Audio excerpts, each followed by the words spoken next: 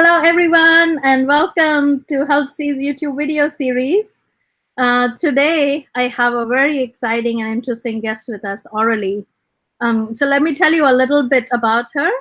Aurelie has been working as an oncology nurse and nurse practitioner and clinical nurse specialist. Oh my God, look at the number of degrees for last 41 years. And trust me, she doesn't look her age. She's got her BS in nursing, MS in rehab oncology, both from Boston University, and postmaster's nurse practitioner degree from UMass, with a subspecialty in cancer prevention and control. She currently works at Mass General Hospital. Her special areas of interest are survivorship, prevention, and women's health.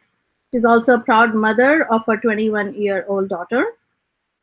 She's done considerable amount of writing, lecturing, and staff and patient education at a local and national level. She's also contributed to several books, including Clinical Manual of Oncology, Advanced Practice Nurse, and has written chapters in multiple books. Also, she's presented on several workshops. The reason why we are here today, we're going to be talking about Orly's instincts and passion in the area of parenting and survivorship, a topic that I think is very, very important and something that we don't spend enough time discussing. So related to that, she's launched Beyond Cancer Survival, Parenting for Health, which she's recently renamed as Wellness Parenting. And she offers consultations and education on that. She has a really, really interesting programs and education, and such a deep background and expertise on a topic that I think needs really a lot of attention. So with that, I'm really excited to have Aurelie here with us. Welcome. Oh, thank you, Sangeeta. It's wonderful to be here. Great, thank you, Aurelie. So let's start from the very, very beginning and your background. So you worked at Mass General for many years, I think 12, almost 13 years now. What inspired you to become a nurse, and how has that experience been for you? Oh, wonderful. Yes, I'm very grateful to be at Mass General for almost 13 years because I've worked at many different hospitals, but I would say that some of the smartest doctors, smartest nurses, smartest physical therapists, smartest pharmacists I've ever worked with in my life have been there. And a lot of times we work with people from all over the world, healthcare professionals, as well as patients from all over the world. And it's really beautiful when everybody comes together and has a mission to help this one person and devote and focus on helping them to either recover from their illness or to heal or to whatever the need is. But what I have found is that, there have been people in my life that have brought me to this level and have inspired me in my nursing career. And I would say, as when I was back in high school, I had a teacher, Mrs. Richardson. I was going to be a teacher, and she said, "Aurelie, have you thought about being a nurse?" And I hadn't actually thought about being a nurse, but I really admired her, and she knew that I had a passion for science and I was really good at it. So I thought, well, she's a smart woman. I immediately switched my major, and here I am, all these years later in nursing. And then when I went to college and graduated, my grandfather, who was my biggest, coach and mentor and was just the most loving man, loving grandfather, said to me, "Aurelie, you're going to go back and get your master's." And I'm like, "Are you kidding me? I just got my undergraduate. I'm exhausted. I'm never going back to school the rest of my life." And he said, no, very calmly, "Oh yeah, you're going back to get your master's." So the first 7 years of my nursing career were basically a job. I would get up, I would go to work, I'd take care of my patients, come home. It was a job. And then I worked on a floor with a nurse manager, Ellen Powers, who was one of the most influential nurse managers I ever worked with. And she could pick out the positive things and the strengths in each of her staff. And she saw that I had a passion for working with women with breast cancer. And so she had noted that there was a committee that was looking for somebody that was interested in doing a project on metastatic breast cancer lesions or metastatic lesions. And she said to me, Aurelie, would you like to be involved in this? And I'm like, yeah, sign me up. And so she took me from a job to seeing nursing as my career. And I was forever changed. That really was the first spark within me that this was something that was a career for me. And another nurse manager I had that was very influential that way was one named Erica Rosado. And she was another person who saw the positives in each person, really tried to bring those out. And then also, she was really big on team spirit and teamwork, where team stood for together, everyone achieves more. And it was the first time that I thought of nursing as a team sport. And I really credit her with also helping me to develop into this mindset of team, career, professional development. So I feel really grateful that, through that. And then also my patients too were very influential for me. So earlier in my career, I worked with two young women. One was 28. She was an ICU nurse.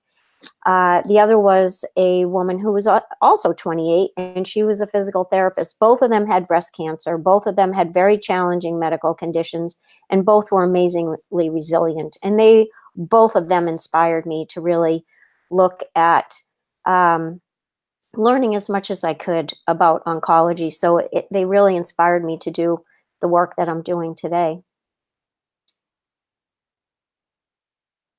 Wow, what a journey.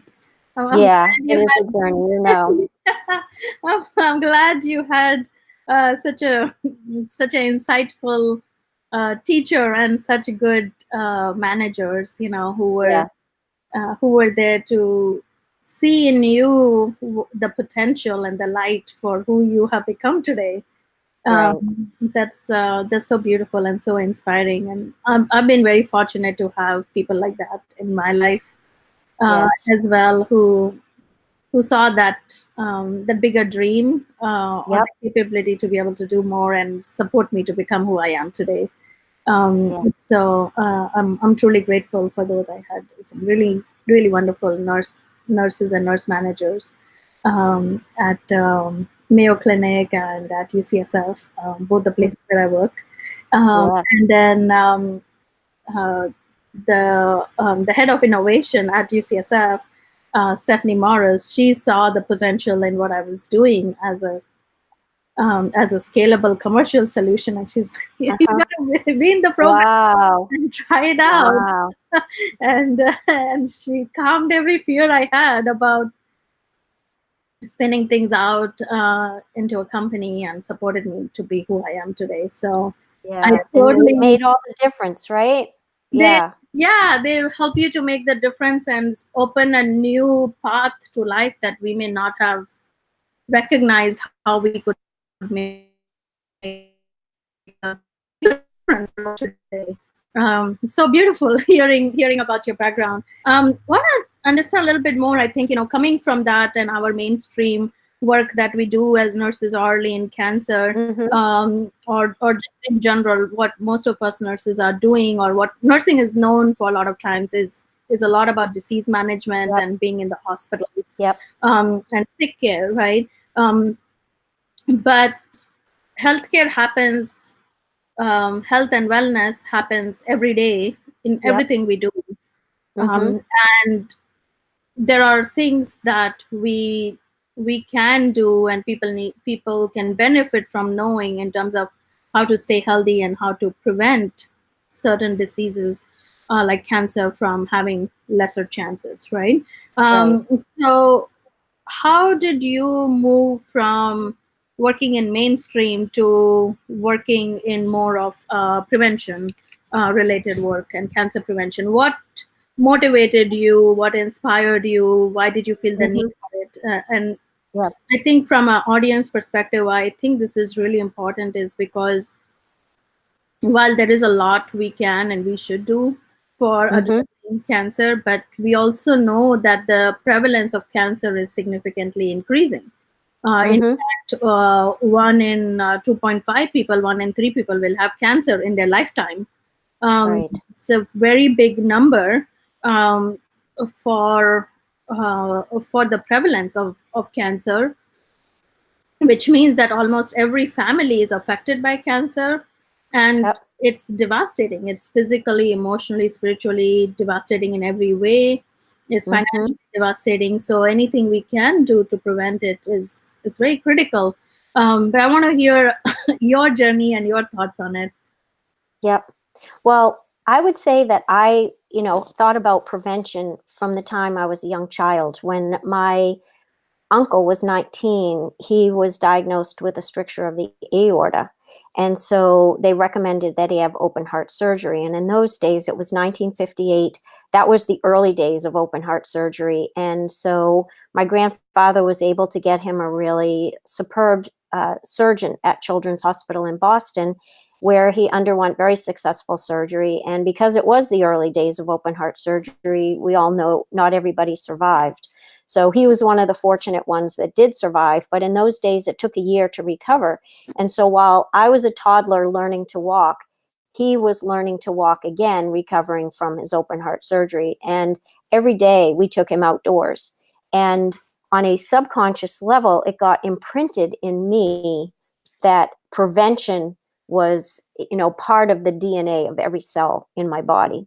And so as I grew old, and at the time that he had the surgery, our whole family developed a healthy heart lifestyle, because that was something that, the doctors also taught you, is healthy heart lifestyle.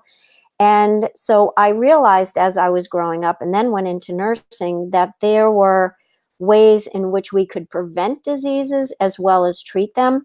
And I think because going into the oncology field, it's a much more challenging disease to treat, because there's about 200 different types of cancer. Each one, there's multiple different types. So even like brain and nervous system tumors, there's about 120 different types of brain and nervous system tumors. And each one has their own treatment strategy. So it's much more complicated. And we haven't totally figured out how a cancer cell develops yet. We've learned a lot, but we're still trying to figure it out. So I think that heart disease is probably about 25 years ahead of oncology. But in the back of my mind, I've always had this idea that prevention should be an important part. Even if we don't understand everything, at this point, we know enough that we can be using some precautionary principles to help people to mitigate their risks. And we use 99% of our resources for treatment and 1% for prevention.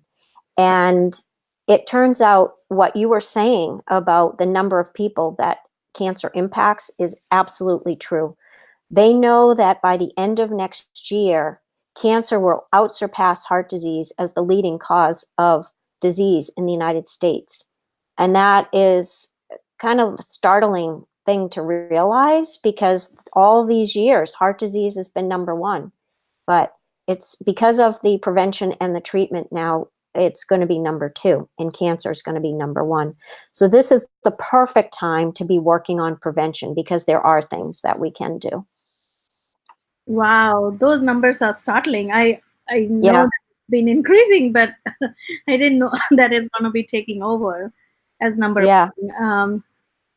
I just found that out recently, and I was shocked, but it's true. It's so true, and yeah, prevention is so important. I think that's such a interesting point, that with all the awareness in cardiac care and prevention, um, that prevalence is actually decreasing and cancer is becoming number one. That indicates the the need and the value for adding prevention to our lifestyle for cancer Right. as well. So let's dive deeper into that. So what do you believe people can do to prevent cancer, and how early do you start? Okay. Great question. There are people, the important thing is to know there's a lot of people working on this question right now. We have Dr. Neil Barnard from the Physicians Committee for Responsible Medicine, who's doing a lot of research on nutrition and either preventing disease, whether it's heart disease, diabetes, obesity, cancer, or reversing that disease through diet. And then you have obviously Dr. Dean Ornish, who's been working for many years on preventing and reversing heart disease. But then truly, if we're going to prevent cancers, where we really need to be starting is with our grandparents. And you're probably thinking to yourself, Aurelie, what are you thinking, grandparents? They were born many years ago. But if you look at the research that's being done, it turns out that our grandparents have a great influence on our own health and our own life. And in terms of the field of epigenetics, this is something that we're learning more and more about every day, that there's environmental factors that with our grandparents that influence what happens in our lifetime. So it could be famines, it could be chemicals, it could be pesticides, it could be endocrine disruptors, it could be plastics, even stress. They're finding can influence what happens, for several generations down the road, because the DNA, there's little histones that can be, affected around the DNA that can turn the genes on or turn the genes off in subsequent generations. And obviously, what happened to our grandparents, we have no control over. So, if we haven't had, and there are studies that have been done, say, on famines. There was a group of researchers from Sweden, Kati, Bygren, and Pembry, did research on women whose paternal grandmothers were healthy during conception and pregnancy. And then as they were growing up in their early childhood, they had access to, adequate food and nutritious food, and they had a reasonable weight. They weren't overweight, they weren't underweight, but they had a reasonable weight. Their granddaughters actually lived longer, healthier lives. And when they looked at the paternal grandfathers, when they had adequate and nutritious food during their growing up years as children, the grandsons actually had longer, healthier lives too. So nutrition in our grandparents matters for our own health. But if we didn't have grandparents that had those conditions, fear not, because there's still hope.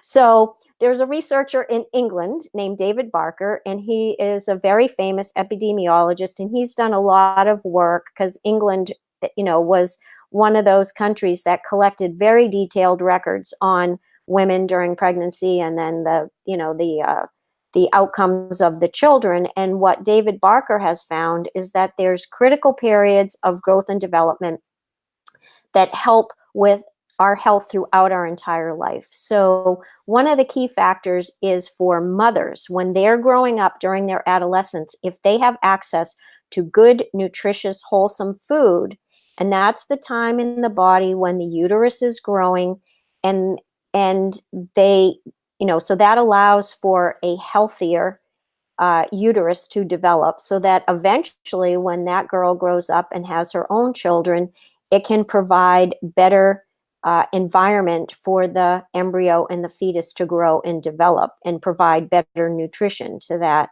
that fetus as it's growing.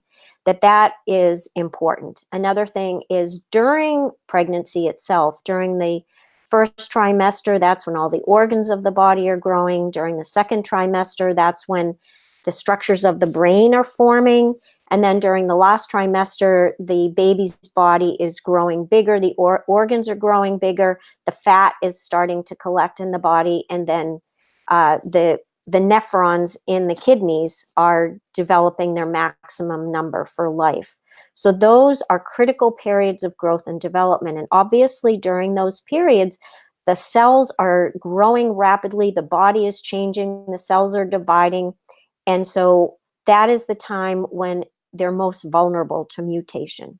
So, and also during adolescence, when the body again is growing and changing, the cells are dividing rapidly, another critical time when you're more at risk of mutation. So very important during pregnancy and those critical periods of growth and development in adolescence, that there is a healthy environment for that fetus to grow, so that we have a better chance of living a longer, healthier life. But again, not everybody has a mom who had a healthy environment in pregnancy. So again, fear not. I have had patients I worked with a family one time where all 7 daughters had the gene for breast cancer. And of those 7 daughters, 4 got breast cancer and 3 did not. So one of the things that would be very helpful for us to do is study the 3 that don't get breast cancer, even though they have the gene. So even though we're at risk of disease based on our genes, based on our epigenetics, there's things that still we can do in this lifetime to keep ourselves as healthy as possible. And do I have all the answers? No. But I'm trying to find as much as I can so that we can help people to prevent disease, or in some possibilities reverse disease. Because obviously it's easier to prevent than it is to treat, reverse, or cure. So if we can get people in the, in the prevention stage, then it's, they have a better chance of living a longer, healthier life. And another person who's done a lot of work in this area is Sandra Steingraber. And I love the work that she's doing. She is somebody who, when she was in college at 19, she developed bladder cancer. And so she asked her doctors, she's like, how could I develop bladder cancer at 19? And they said, there's probably something in your environment. So she started doing investigating. She actually got a PhD in the environment and cancer. And through her investigation, she found out that the area where she grew up in Illinois, right along a river, upstream from where she lived, there was a dry cleaning factory, and they would they would dispose of their dry cleaning chemicals in the river. And then in the summertime, she would be swimming in that river. And so a lot of people in her family developed cancer. Her mother developed breast cancer, an uncle developed colon cancer, she developed bladder cancer. But she always says when she gives her talks that the interesting part about it is she was adopted. So it wasn't just her genes, it was her environment that, made a difference. So, these are some of the things that we can look at and help parents, help families with, that you didn't have the right, environment with your grandparents. If your mom didn't have the right environment when she was pregnant with you, then we can do our best in this lifetime to reduce our risks. Absolutely. I mean, we can have predisposition to certain diseases, and Yep. and genetic factors and environmental factors. Some of it is not in our control, but there is a lot of things that are in our control, Yep. that we have an opportunity to make an impact. So let's talk a little bit about those portions. Um, Yep. you started to focus on prevention and wellness, Mm-hmm. especially as it relates to wellness parenting. So can you share a little bit about that? What is the premise behind it, and what are the ways that people can think of changing their environment? Right. Well, these were some of the things that really helped me along the way is, again, mentors. And I had a professor in graduate school, Howard Koh, who was a cancer prevention expert. And that's the first time I ever heard that there was such a thing as a cancer prevention expert, because usually you heard of heart disease, but not cancer prevention. And then from there were a lot of patients who taught me about, what we could be doing more to help them with their cancer. And I will never forget, Sangeeta, that there was, when I was at Stamford, Connecticut back in the 90s, and I was the clinical specialist for women's health, which was a little bit of a misnomer because it was half breast cancer, half GYN cancer. And of the many hats that I had, one of them was to co-lead a breast cancer support group. So twice a month, about 25 women would come and we would talk about whatever they wanted to discuss. And I will never forget, there was one night in 1995, this woman leaned into the group and she looked around the room and she said, "Look at all the young faces in the room. There's got to be something in the environment." And at the time, all I could do was reflect back to her. And I said, yeah, there do seem to be a lot of young faces in the room. And then I went home that night and I thought a lot more about what she said, because at that time we were telling women, although we didn't know what caused their breast cancer, that in general it was probably that they got their periods early, they went through menopause late, they delayed childbearing, and that was contributing to their breast cancer. But we never talked about the environment. And I started to think about what she said, and I thought, I think she's on to something.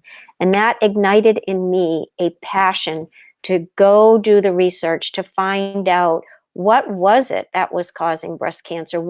Could we be doing to help these women? Because when you're just reading in a book about breast cancer, it's one thing, but when you're coming face to face with people and you're trying to help them, it's a whole different feeling. You really want to help them, and because you can see the impact it has on them and the challenge and that it has in their life. So I really I've spent a long time trying to figure this out more. And so then I went to UMass and I decided to get my nurse practitioner. They had a program in cancer prevention and control, and I had a wonderful professor, Susan Bauer Wu, who actually heads up the Mind Life Institute now, and she was teaching a course on developing programs. And we had, one of our assignments was we had to develop a new program in cancer prevention. And so I came up with this, and this was the baby of wellness parenting. So it all started under my graduate course in cancer prevention.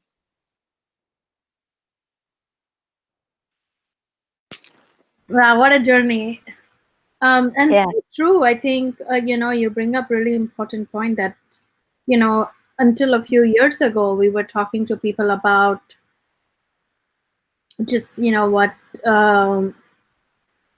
what hormones they were taking, or did they delay childbearing, and those were the factors. We didn't really right, talk about the environment and their lifestyle right, when it came to healthcare, and this concept of prevention and wellness, right? And the whole yes. science behind it. So your program, you've actually called it wellness. So what does the acronym stand for, and what does the mindful parenting aspect of it mean here? Yes. So wellness stands, I kept thinking to myself, for parents today, they are so busy, they're so stressed. And in terms of staying healthy and helping their children to stay healthy, I have to make it as simple as possible. And then one day it came to me, I thought, wellness, that's the acronym, because it stands for winning every living day through love, nutrition, exercise, serenity, and spirituality. And that is the essence of how we can keep ourselves healthy, how we can keep our kids healthy for the long term. And one of the ways that, you know, the one of the strategies that we can use is through this thing called mindful parenting, because John Kabat-Zinn was really the one that introduced this concept in the United States. And he and his wife wrote a book on mindful parenting, and he says that mindfulness means paying attention in a particular way, on purpose, in the present moment, non-judgmentally. Because a lot of times, there's so much chatter going on all the time in our brains, right? And we're thinking about what we did yesterday and the argument we had, 2 weeks ago, and what we have to cook for dinner tonight. And we're trying to meet all the things that we're doing in our full-time career. And then we're trying to be full-time parents. And, it's stressful. And then that doesn't even take into account all the text messages, the emails, the interruptions we get on a constant basis now in our world. We're constantly being distracted. A lot of times you see people eating, they're looking at their phone, they're not even talking and connecting together. So being mindful, just being present and focusing in on the present, that if it's a beautiful day out, oh, oh, that sun, it feels so good. Or if it's raining out, oh, listen to that rain just dripping down on the windows. How beautiful is that sound? Just appreciating each moment. It's neither good nor bad, it just is. And then focusing in on that present moment and as parents, none of us comes from a perfect family. We all come from human families, and we all have strengths in this life. Our parents had strengths in this life. We, even with a beautiful childhood, there's always challenges and stresses and traumas that we all go through. None of us gets out of this life without challenges. So when we parent our own children, oftentimes we're bringing not only our strengths to that family and our kids, but we're also bringing some of our hurts. We're bringing some of our traumas. We're bringing some of our challenges. And so as we parent our children, it's not making our children into who we want them to be, because I do feel, as many people do, that we came here as a soul with a purpose, and our children come here with a soul with a purpose. And so as parents, we are there to help our kids to be the best that they were meant to be in this life, not who we want them to be. So as an example, for my little pet peeve is communication. And so I had gone to a conference in Arlington, Virginia this weekend. I told my daughter when I left, I will text you when I land so that I'm safe and sound. And so the plane landed at Logan in Boston the other day, and I texted my daughter and I said, plane landed safe and sound, be home at 11:45. And I walk in the door and there's a pancake on the kitchen table. The back door is wide open. There's lights on in the house and no Kelsey. And I'm like, where is my daughter? I've been gone for 4 days and I told my daughter I'd be home at this time and I don't even know where she is. So when she came home, oftentimes we can have knee-jerk reactions, right? We're yelling and screaming. And I said, as a mindful parent, it means that we need to pause, take a deep breath, and just be in the moment and realize that this is not, this is her thing. It's not your wound, right? It's just, so I said, Kels, what's going on?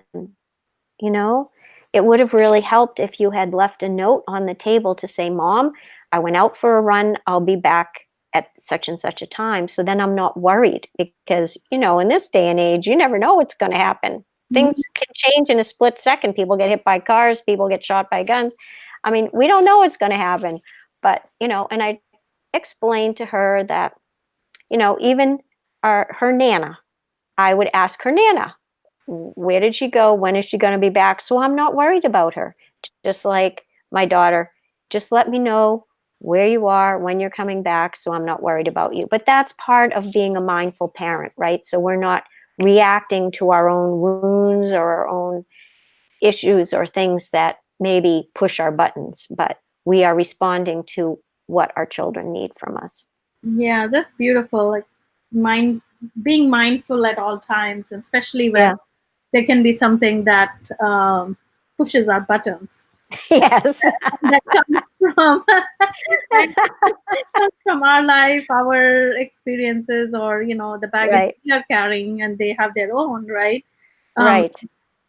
So that mindful parenting becomes so important in the way we raise our kids. I think it applies to so many aspects of life, even in work and in other areas. But I really love your acronym for wellness and all the pieces that it stands for. So I'd love to go a little bit deeper into each of those. Yep. Sure. So you talked about love, nutrition, exercise, serenity, and spirituality. All key things. They sound simple, yet there is a lot to it. And sometimes it sounds abstract, right? Like, yes, love. Really, how in real life do you do that? So let's start with each one and dig a little bit deeper into it. Sure. Can you talk to me a little bit about how you see love reflected here? Right. So in terms of love, that sounds so simple, but again, just like you said, it's not as simple as it seems. And in terms of our health, it's loving ourselves first, because as a parent, the only way we can love our children is to actually love ourselves. And not everybody grows up feeling that sense of love. So if we haven't had a lot of love in our childhood, it means that we need to reflect more on where that sense of confidence and love of ourselves we need to work on. Because I'm sure you've seen it in your work too, Sangeeta, is that oftentimes I see people do terrible things to their bodies, when I work with them in the hospital. And, whether it's, you know, alcoholism or drug addiction or cigarettes, and you realize that some of these things are preventable, but, you know, there's different reasons why people do things that they do, but in essence, loving oneself is the beginning of being good to our bodies. And there was actually an OBGYN doctor I worked with one time, and he used to say all the time, my body is a temple. You'd see him eat like really healthy foods, and he'd say, oh, my body's a temple, I got to nourish it. And he said that his mother was the one that taught him that. And I thought, how beautiful is this? Here is this, adult man who's saying that his body is a temple, and he takes really good care of himself. And I thought, what a wonderful mom he must have had. So that got imprinted in his brain. But then there's also loving others, right? And it's those positive relationships that are so key to our health too, is when we are able to be in positive relationships which nurture our spirit and do things which help us to grow.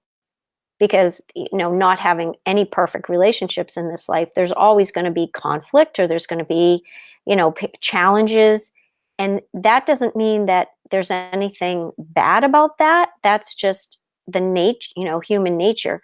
But it's knowing that despite the conflicts or the challenges, you still have this deep care for each other and you love each other. So love is a very important part of good health. That's so beautiful, loving yourself and loving others. I feel like sometimes it's things we learn as kids, or we learn in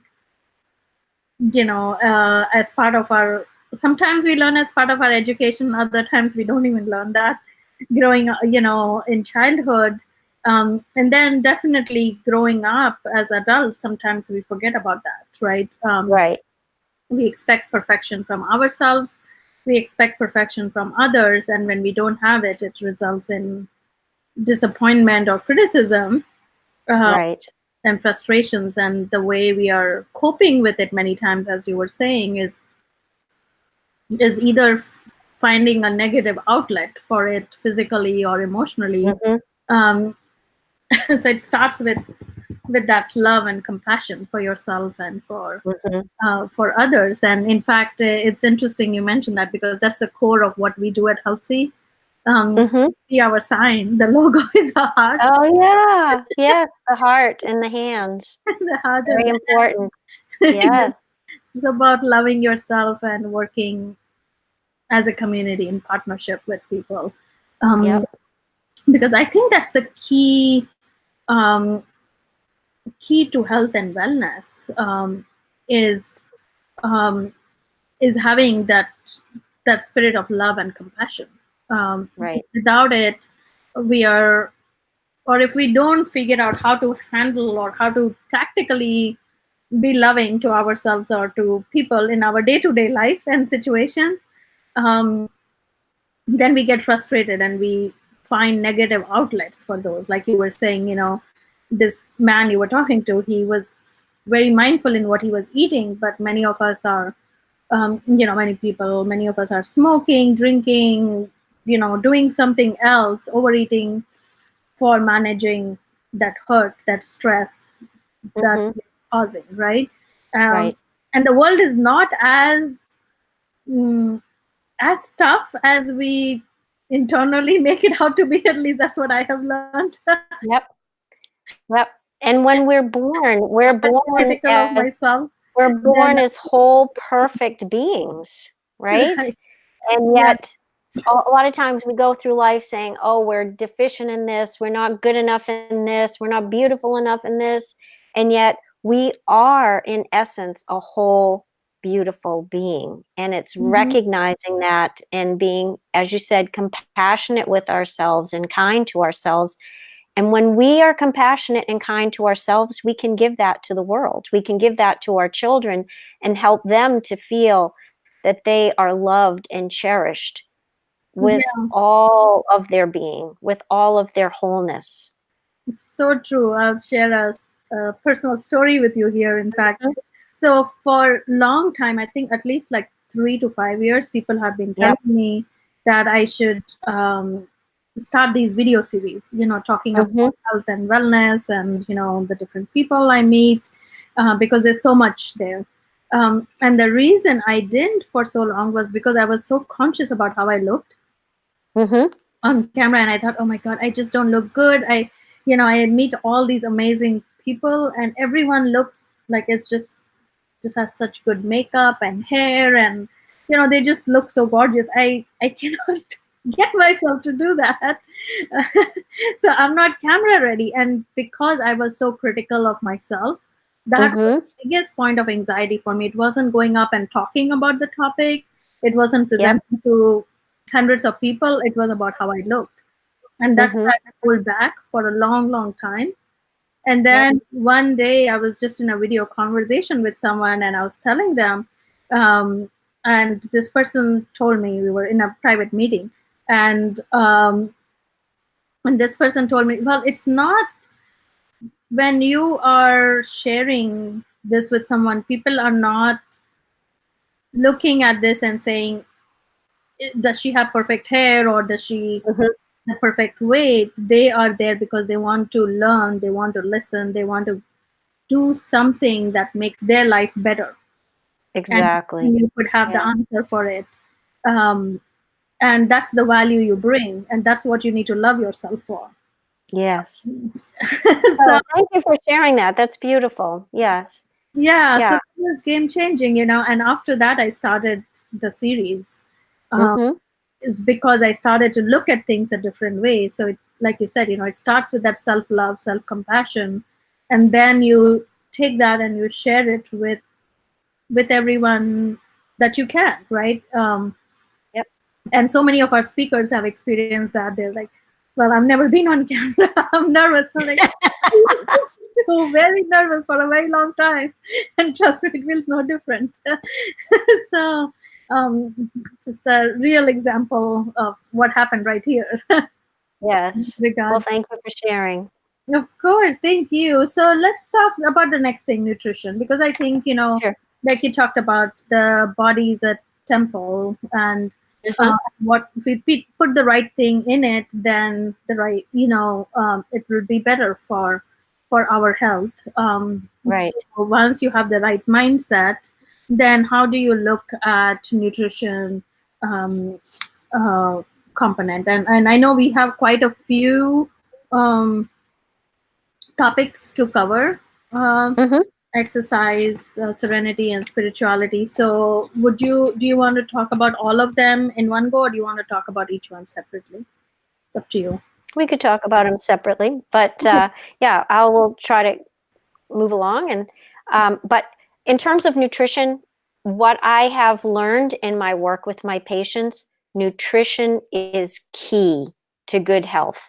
And as moms, we go out into the world today and we can be the director of human resources. We can be the vice president for nursing and patient care delivery. We can be the clinical oncology nurse. We can be the CEO and founder of Helpsy. But in the home, oftentimes we haven't valued our position and our role within the family. And women oftentimes are the health managers of the home. So I would love for moms to really think of that important role that they have, and that they are the health managers of the home, because they will they will be bringing something really important to their family. And in terms of, the nutrition and the foods, the whole, colorful, mostly organic fruits and veggies, whole grains, legumes, nuts, healthy fats and oils. These are the things that we should be providing, in our meals today. Every meal you can think of dividing your plate. Say you divide your plate in half and you're putting your whole, colorful, nutrient dense veggies and fruits on one half of the plate. A quarter is your whole grains, whether that's quinoa, millet, bulgur, brown rice. And then in a quarter of the plate is your legumes, your nuts, seeds, and healthy oils. So that could be black beans, garbanzo beans, chia seeds, sesame seeds, almonds, walnuts, and then your organic olive oil. That is a really good way to think of each of your meals. And then when we take those three top takeaways, then we can think about what are the strategies that we can use to keep our kids healthy for the long term. And so, being the springtime, one of the things I tell people is go and this is a great time in the year to purge the kitchen. So, we can go through the refrigerator and decide, what are the things that you can choose, your kids can choose that will be healthy, and maybe you decide that you're going to let go of sodas in the refrigerator. Maybe you're going to let go of the apple pie that you've been saving, in the refrigerator. Look through your cabinets, because your cupboards, your pantry, that is another area that you can purge, and so that you're only having healthy things to choose from. So it could be that you decide that you're going to let go of the chips, the crackers, the goldfish, the Twinkies, the other processed foods, which when they started, they were a really great concept because they were trying to make life easier for, the family, that there were things that were going to last longer on the shelf. But as time has gone on, we've realized these things are not serving a purpose for our health. And so a lot of these processed foods are adding weight, but they're not adding any nutrition. So those are the things that are really, best to get rid of. And, are people going to be 100% healthy all the time? No, but most of the time they can be. And so, you could make the decision that when you go out for a special birthday party, people have soda or they have cakes or pies. But in general, what you have in the house, they have healthy choices. The other thing is another strategy that you can use is have kids help with the meal planning. So when they're little, you may say to them, hey, mommy's going to cook dinner tonight. Would you like carrots? Do you want green beans or do you want broccoli? And then they get to choose from the three choices. As they get older, you could just say outright, what would you like to have for a vegetable tonight? So that they are included in the meal planning, they're invested in the meal planning, and then once a week you could choose to have a meal that you cook together. And I'll tell you, this was one of the favorite things I did with my daughter when she was younger. Is there was a terrific cookbook by Molly Katzen called The Enchanted Broccoli Forest. And it was one of the favorite things that my daughter and I created together. So we would get the earth, right? We'd make the earth and we'd take the brown rice and the egg and the mozzarella cheese and would mix it all together. And then we would put it in the oven and bake it for a little while. And then we would take it out and we would steam our broccoli that were like big tree trunks. And when that was steamed, then we would, put the spears of broccoli in the earth, in the rice mixture. So it looked like a forest, and would put some tin foil on it, put it back in the oven, bake it a little bit more. We had so much fun. And my daughter learned how to cook and cook really healthy things. So, to this day, she actually is a healthier eater than I am. And she doesn't even need a cookbook. She just goes on the web. She finds these amazing recipes. She's a vegan. She puts these recipes together. And she's like an amazing eater, nutritious eater, and cook.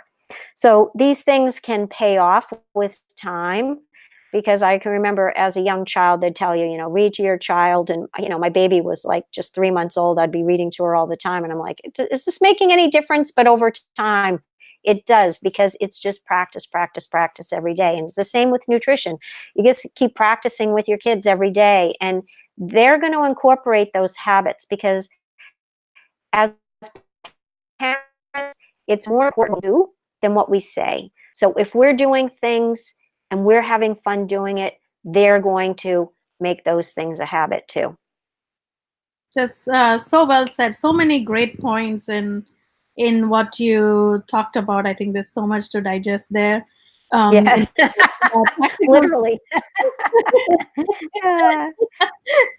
so many practical tips for families to think about. I think a lot of people will appreciate that. Yep. And these habits last for a long, long time. Being able to learn how to be part of the cooking and being part of the plan, and Yep.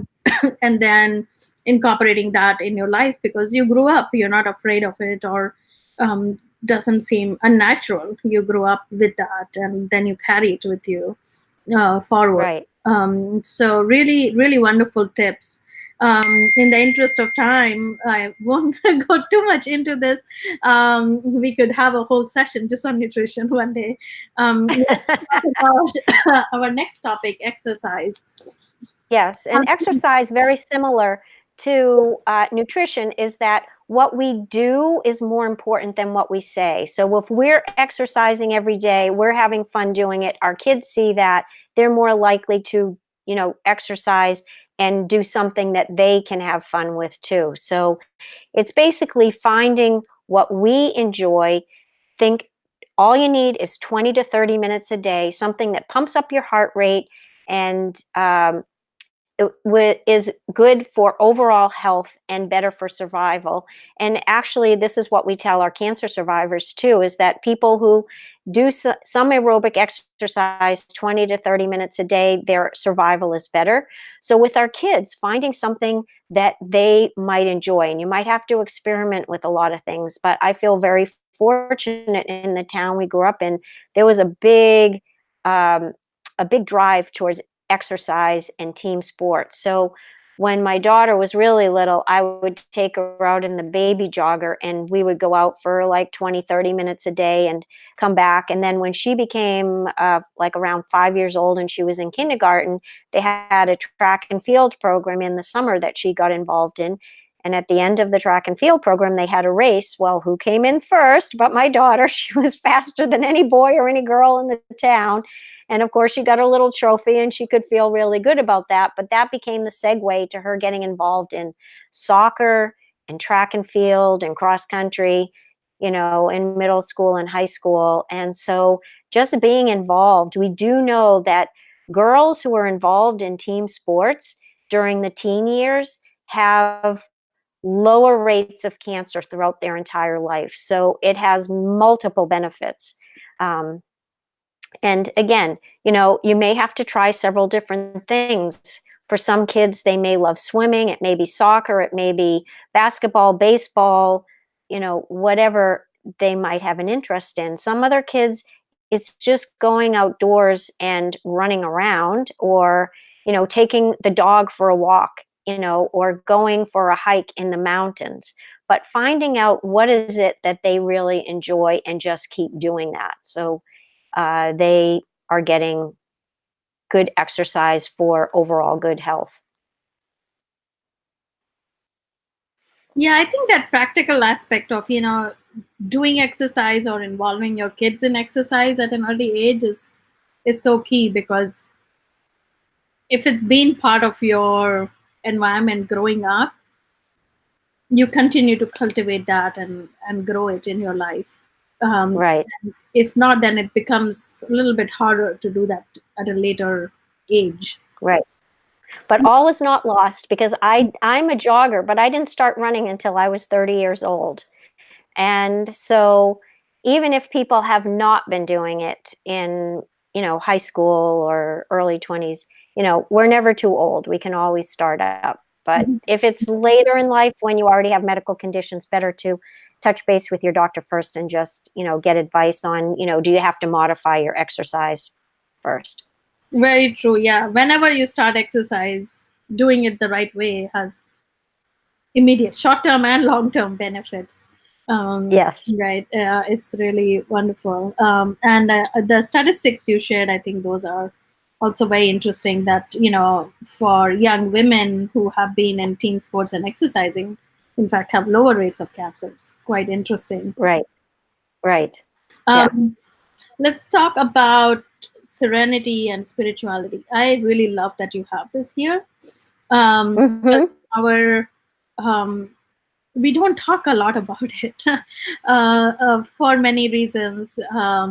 As part of our main healthcare, we do a lot of structural focus on disease, Right. body. We talk a little bit. We're starting to talk about mind and becoming more aware of the role of mind, but we don't talk that much about the soul, the spirituality, the serenity, and how that affects our health and wellness. Mm-hmm. And our sense of purpose in life. So I'd love to hear your take on that. Yeah.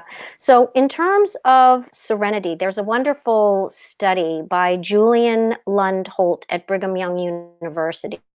And I used to think that, the factor that went into lifelong good health was nutrition and exercise. If you did, good nutrition and you exercise, that was going to give you a long, healthy life. Well, it turns out that more important than that, more important than your flu shot every year, is social connection. And it turns out that when you have people that you're close to, that you can count on at any time, and it's a positive, connection, that determines your longer, healthier life. So, you get a flat tire, you can call a friend, can you help me? And they come and help you. You are sick and you need somebody to take you to an emergency room. You call up that dear friend or your husband or your spouse or whoever, and they are able to drop everything at a minute's notice and take you to the emergency room. That is so important to our lifelong health.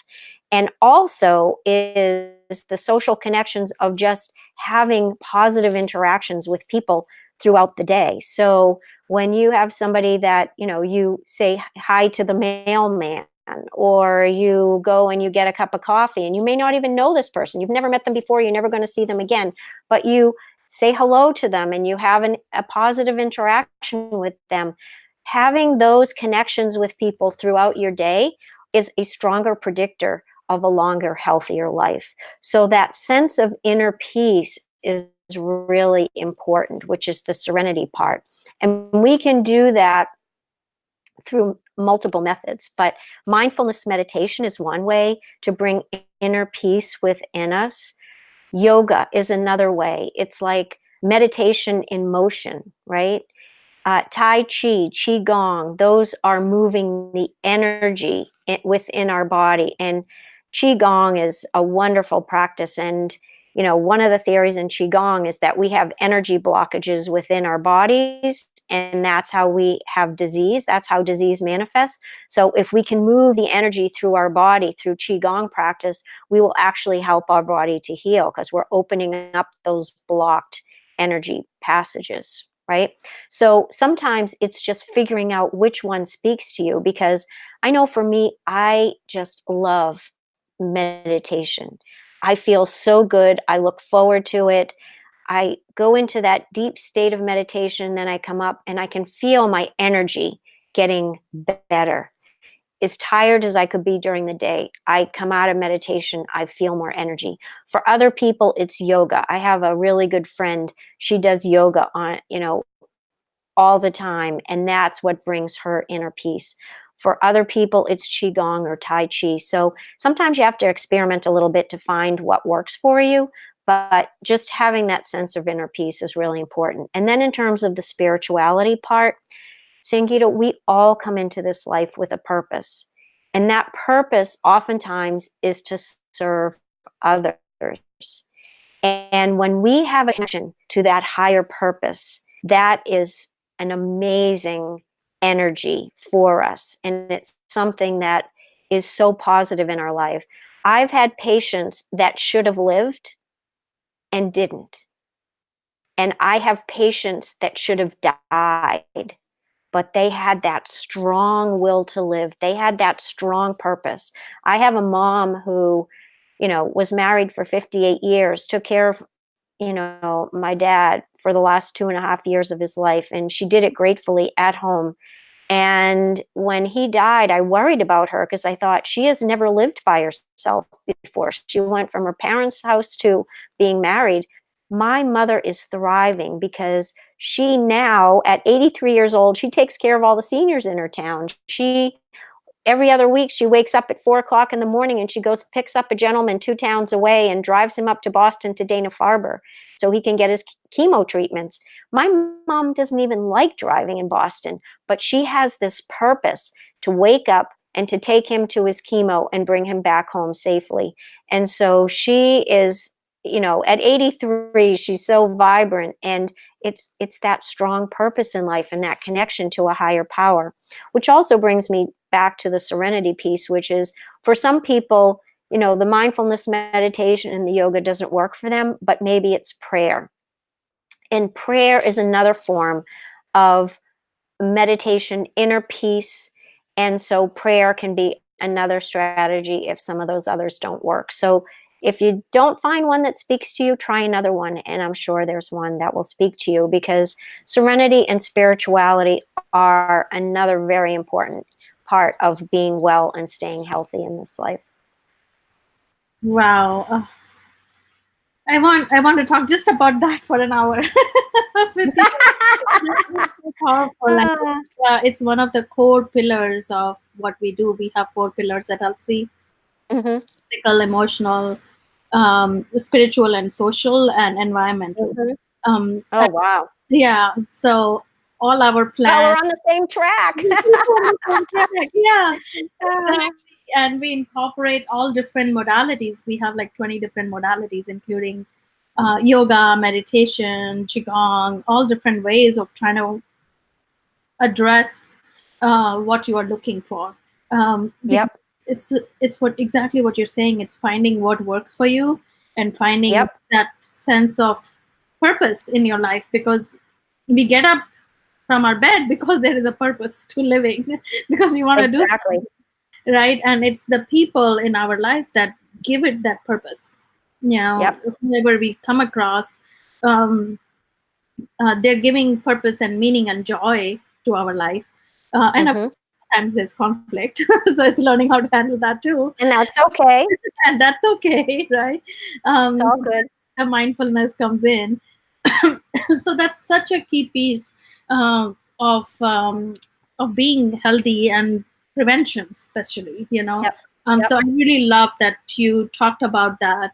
And it's not just with ourselves, but it's also about relationship with others, right? Exactly. And how we manage those relationships and the environment.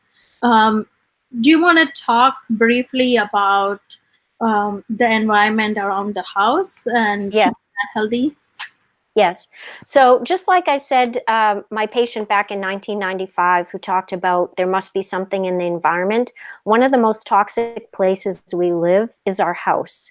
And especially those of us who live in colder climates, or some of us who live in like really hot climates who have to keep the house all closed up all day, either air conditioning or heat, is that when, there's a lot of chemicals in our homes today that we're not aware of. Homes, when they're constructed, have a lot of chemicals in them.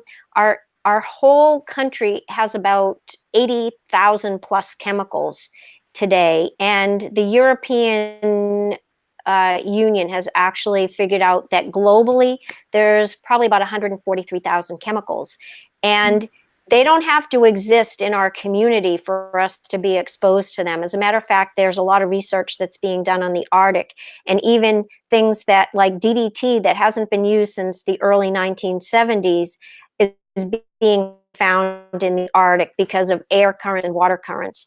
PCBs, PFOSs, which are part of flame retardants, which are endocrine disruptors in our system.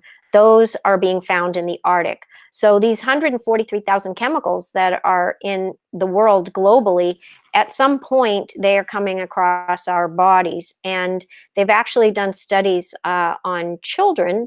In Canada, there was the Environmental Defense Research looked at cord blood. Now, true, there were only 3 kids that they looked at for this one study, but very important study. They did screening of 310 different chemicals in the cord blood, and what they found is that there was an average of anywhere from 55 to 121 toxic chemicals found in the cord blood of these 3 children. Which is in some ways a scary thought, because you think that the baby hasn't been exposed to the environment yet, but it's been exposed to the environment the mother's been exposed to her whole life. So that said, we need to be more aware of what's in our environment, and in our home, we may think about purging our house of chemicals within our home. And I know after that patient said there must be something in the environment back in 95, I decided, okay, I'm only going to have 5 chemicals in my house. It's going to be the dishwashing detergent, the laundry detergent, the soft scrub, the Windex, the gasoline for my lawnmower. And other than that, I got rid of all the other chemicals. Now, in getting rid of your chemicals, you want to make sure that you're getting rid of them in a safe way. And there are regulations in many towns today, but what I would recommend is you call your town to find out, do they have a take back day? Because a lot of towns will have a take back day for toxic chemicals. And where is the safe place to dispose of them?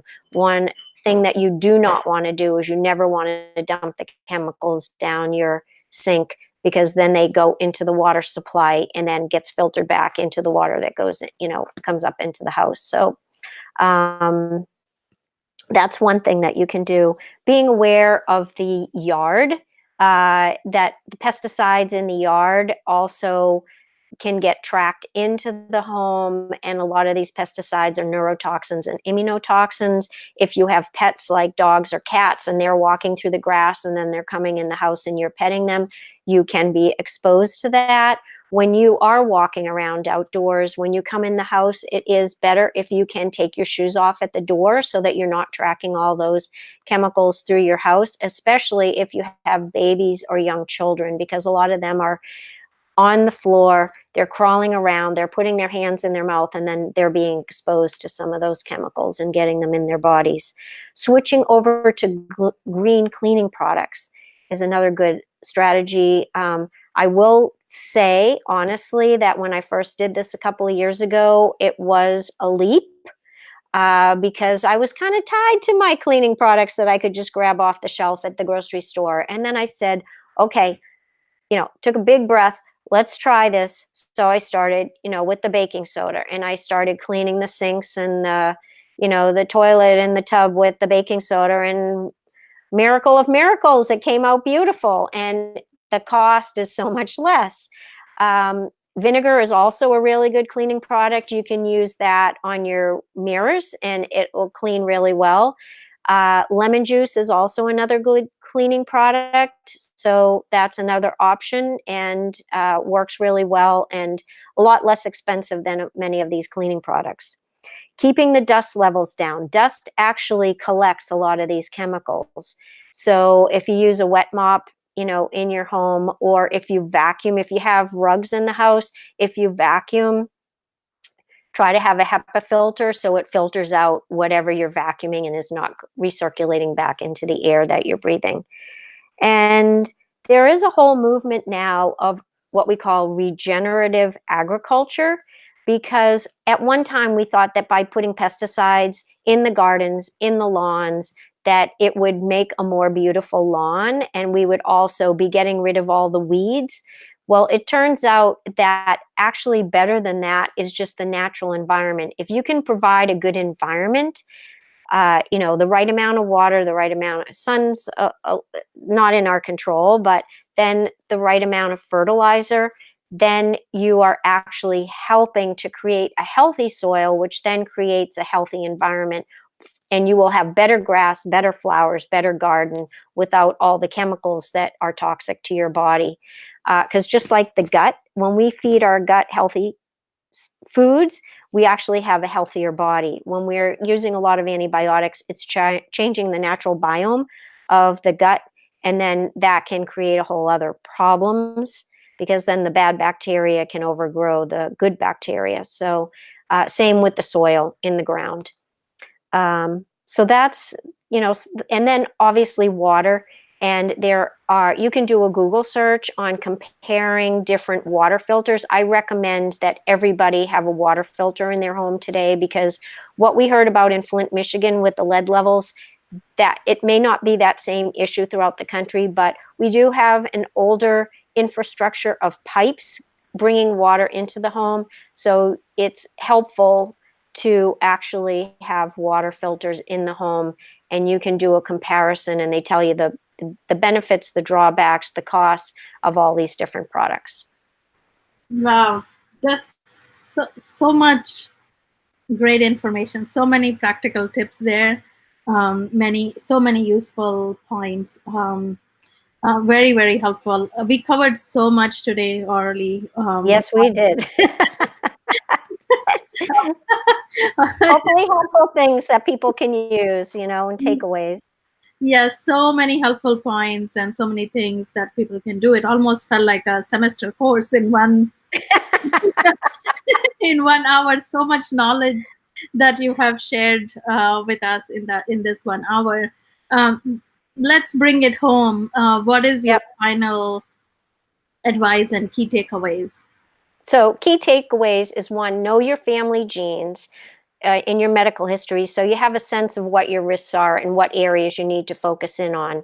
2 is eat nutrient-rich, whole, colorful fruits and vegetables, whole grains, whole legumes, whole nuts, seeds, healthy fats, healthy oils, and try to be as organic as much as possible so you don't get the chemicals and the pesticides in your food. There is nothing truly organic today, but they've shown that when people switch to organic, and especially children whose bodies are very small and can be impacted more by this, that all it takes is 7 to 10 days and you'll actually see a lower level of these toxins in the bloodstream. 3rd is find your passion for exercise, keep at it for 20 to 30 minutes, at least 4 days a week, and encourage your kids to be involved in some exercise that they find fun. 4 is find your bliss and have regular practice of either mindfulness meditation, yoga, qigong, tai chi, or prayer as a way to bring inner peace to the body. 5 is nurture positive relationships and find gratitude daily. And this is something that you can do first thing in the morning when you wake up, the last thing you do before you go to sleep at night. And if you want an easy way to remember these strategies, just think of the word wellness.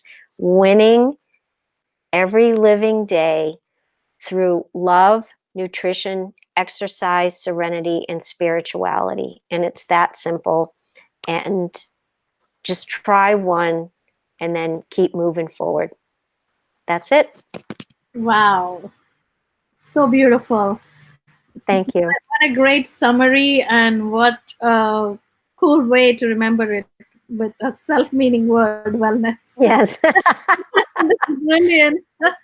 I love it. You shared so many wonderful points, Orly, with all of us. And for everyone who's watching, thank you so much for spending time with us. I hope you got to learn a lot about prevention and look at it not just from a theoretical or abstract standpoint, but really understand the meaning, the purpose, the statistics, and then realistically, what can you do today for prevention and wellness in your life with these really practical, great tips from someone who has been leading the charge in the world on these topics and has wealth of experience for over 4 decades. So I hope you found it helpful and you will take something back with you. And we look forward to hearing from you what that was, what the experience was, and we are here to serve you. Thank you once again for spending time with us, and wish you a wonderful day. Yes. Blessings.